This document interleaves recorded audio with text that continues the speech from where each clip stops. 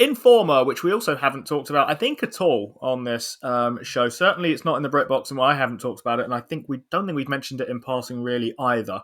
They're a FTSE 100 company, and they do a couple of things. But their biggest division, although they split this into two divisions, which makes it not look like it, is what you would call kind of conferences and trade shows, basically. And the difference between a conference and a trade show is that in one case you pay to attend, in the other case you pay to exhibit, and that's the main difference. I don't really care about that difference, so I'm going to lump those two things in together and say that makes up 66% of their revenues. 20% is a publishing arm, which is Taylor and Francis. More on that in a bit. Taylor and Francis incidentally own Routledge, which is the company that my book is published with. Not more on that later, but more on the Taylor and Francis bit. It's the rest of it's made up by a bunch of smaller stuff. There's a thing called Tech Target, which is about trying to help tech businesses connect, but it's effectively about helping businesses connect and interact with each other, and usually in a kind of learning-y way rather than a sort of antagonistic way. So they run these big trade shows and events, and the biggest of them and the famous one and the one that even I would have heard of is Cannes Lion, which is going on at the moment. That is the kind of who's who and awards and everything for advertisers in the year, and marketers, I guess, more generally a little bit. But they also have similar events with names like World of Concrete, Arab Health, Who's Got Wood, Dentist International. Some of those I might have made up. But at least some of them are big names in various industries that people who are in the concrete industry or whatever are basically view as non-negotiable. Interestingly, in philosophy, we do have a kind of big annual. There's a state-sided one and a UK-sided one, but we do have an annual big conference that basically everyone goes to.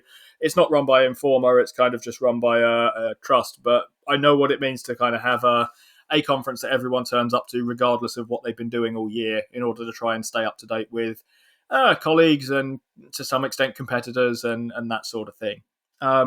Here's what kind of stands out about these. So they've got this kind of events business, and these are events that people will seriously turn up to. They will sell out every year pretty reliably.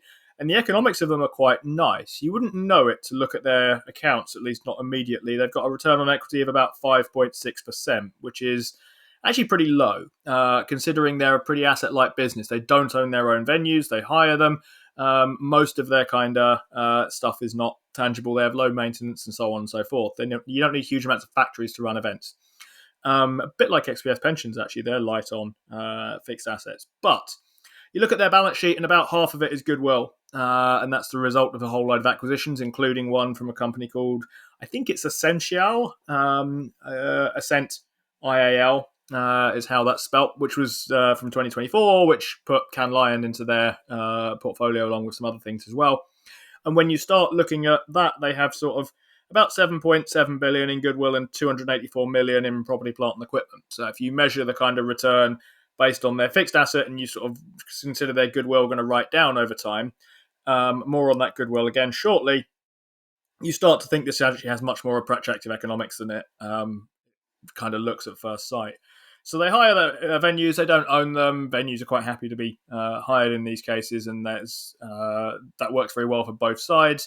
Another nice thing about these businesses is that they are what's called negative working capital, which is to say you charge people up front to get to your event and you pay your supplier, which is your event host, kind of afterwards, and you have free financing for your business in the interim. So relatively low capital requirements means better chances to return cash by dividends and share buybacks, although share count's gone up because they did a big acquisition recently. They trade at a price earnings ratio of 34.5, and I'm going to try and tell you I don't think that's a very good number to look at here. For one reason is they have huge depreciation and amortization costs, at least by their standards, huge anyway.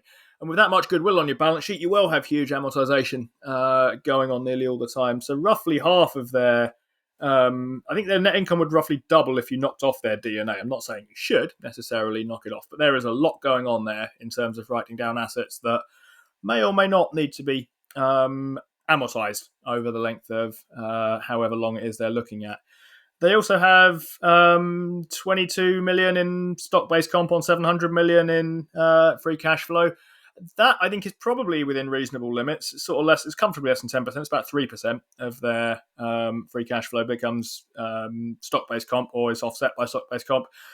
I think that's probably fine, but I do think that's a genuine cost. I see that as a much more genuine cost than the amortization stuff that they've got going on there. Debt is an interesting issue for them because they were coming down nicely, and then they did a big acquisition, and then it's gone right back up again.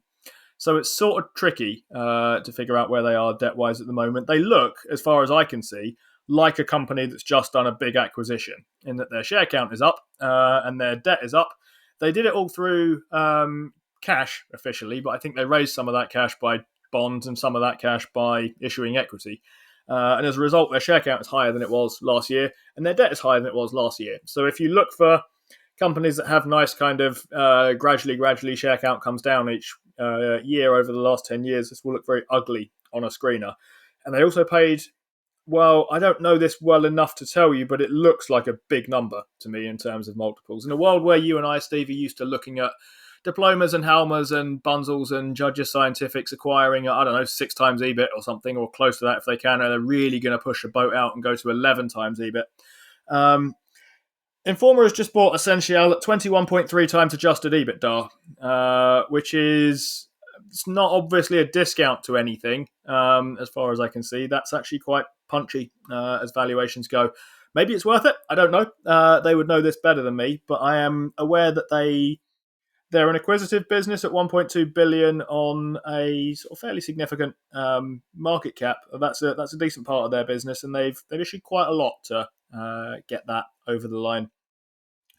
I guess the last thing to point out with these is obviously this was a raging disaster during the pandemic because there were no events and everything kind of went online. And a lot of my stuff I get from this is taken from business breakdowns. The stuff about the balance sheet isn't, and the stuff about the acquisition isn't. But I guess one thing to flag here is that if stuff was going to go online and stay online, it would have gone online and stayed online during the pandemic, the analyst was pointing out there. That was a chance to finally put live in-person events in the ground and have them all go on Zoom, and it hasn't happened at all. These have come bouncing back pretty strongly. They are extremely well attended. They are just as popular as they always were. People don't want to do these things online. And that's a good sign, I think, of general resilience for Informa. There are all kinds of risks that we'll talk about in a moment, I think. But you've not looked into this one that much, Steve, but anything there stand out to you apart from the names of trade shows that I was making up? Well, I did have to go and try and find which ones were real and which ones were not real. And I have discovered that the World of Concrete, unbelievably, was one of the real ones where I thought, well, there's never going to be a World of Concrete because, Christ, what would be on those exhibition stands? And sort of, I guess, just saying the words World of Concrete kind of makes me sort of feel how I feel about exhibitions and things like that. I used to work in marketing, and I used to work at a local college as well, so I had to go to these things quite a fair amount. And I just detest them with like the strongest amount of feeling. So it's quite funny reading through this presentation. I've written a piece on our Substack, Steve. PlayingFootsie.substack.com on liking and loving tendency and obviously hating tendency, the opposite side of it as well. And I could feel all of those biases I've just written about kicking in, like going, gosh, I hate this company and I hate what it does. But yes, I was looking into the sort of Cannes Lions. That was kind of interesting. I thought it might include the film festival as well, but it doesn't. That's an independent thing as well. So I was hoping that would be included because that might make me a little bit more interested in the kind of things that it owns, but it doesn't. In terms of the actual figures, though, Steve, they look largely fine. It's about a £10 billion pound company. It reckons at the moment on Google it's trading at about a 36 times PE, which is, it's neither here nor there at the moment. I think, as you say, Steve, when something's coming out, just coming out the back of having a large acquisition, PE is not always the best number to look at because there's always a lot of funny business, especially when it's a high multiple acquisition that they've got here. Now, they said when they made this acquisition, Steve, that they were doing it, that it's not a business they were buying because they wanted to reduce costs. It was a business they were buying because they essentially thought this business had a lot of growth in it, and the price they paid for it was about 53% premium to what it was trading at on the market. It's also pretty hefty takeout as well. So they said that it would boost earnings by about 5%, and And they did mention later on that it would generate some cost savings as well. So that's kind of funny that they reported on it. So yeah, I was not massively convinced that there was huge synergies here, and I'm not entirely sure you can have synergies with acquisitions for Informa. To me, it's kind of like them just buying more stuff. I don't think there's really any huge economies of scale to be had here. I think it's just more stuff and more people means you can do more stuff with more people, kind of thing. But yeah, I think it's okay. Steve, you said there was I'm sure you said there was a business breakdowns on this, or was that to me previously beforehand? Is that something that people should check out to get a longer, I think it's about an hour long, I assume, overview of this kind of company, or do you think it's not worth looking into? I think it is. I think it's one where you have to try and work carefully through what's going on if you try and read across lines on their accounts, because they're wobbly for a number of reasons. One being the pandemic, which was not good for them. Another, a big acquisition recently, and so it can make things look kind of worse than they are. You need to figure out what the kind of story that's going on behind those numbers is. I think with these, and there are a couple of interesting kind of risks that are going on at the moment that have caused this stock to actually quite badly underperform this year so far, and both of them have to do with Trump, as far as I can see. So one is the prospect of a trade war. A trade war makes things difficult for trade in general, and if it costs you more to hawk your concrete across the Atlantic, you're less minded to go to trade shows about selling concrete if you were minded towards doing that before. I'm always surprised by the kind of pull of these things a little bit, but I am not in the concrete business. Maybe it's more of a thing than I was thinking about. And the other is on the Taylor and Francis side.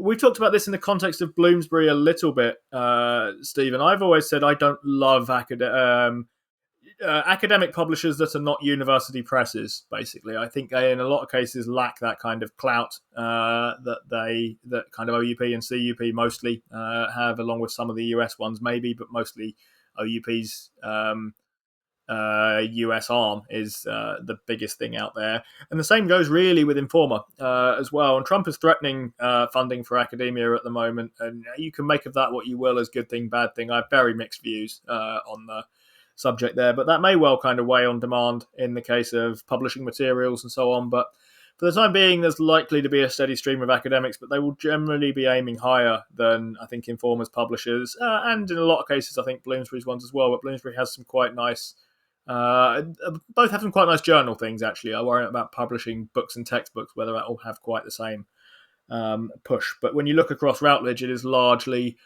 what you would call second tier authors. And by second, I'm not meaning second of like three. I'm thinking a second of sort of maybe about 50 tiers of authors. So, yeah, quite high up in the grand scheme of things. And I'm including the likes of me in there. But definitely not your most famous people are generally not writing for them unless there's some sort of incentive involved here.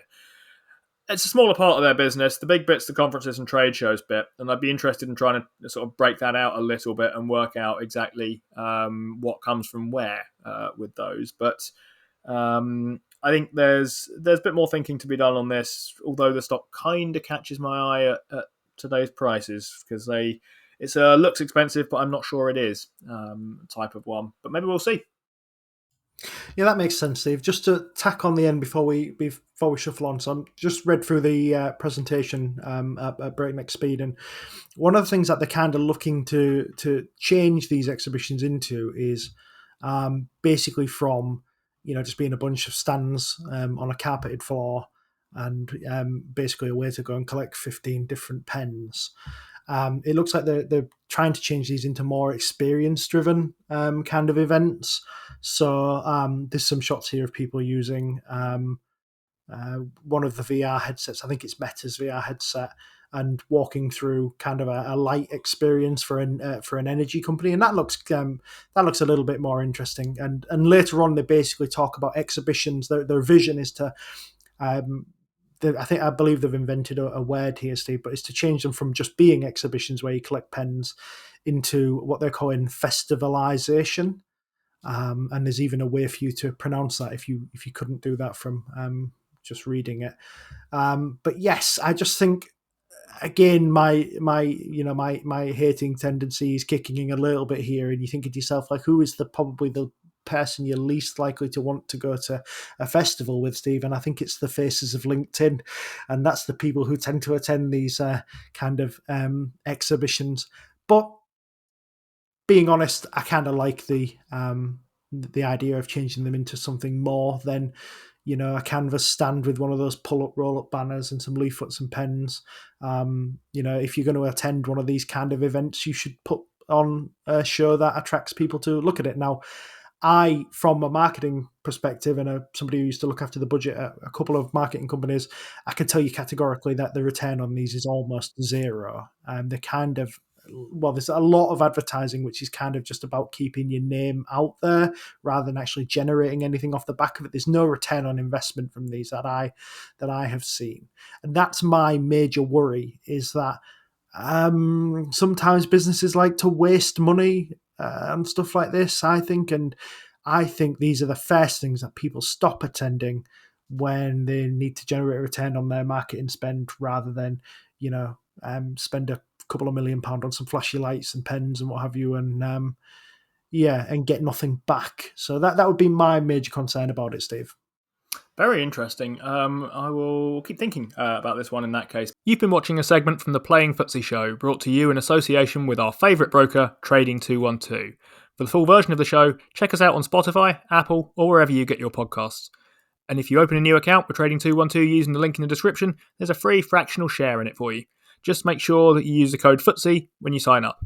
Terms and conditions apply, and do remember that when investing, your capital is at risk.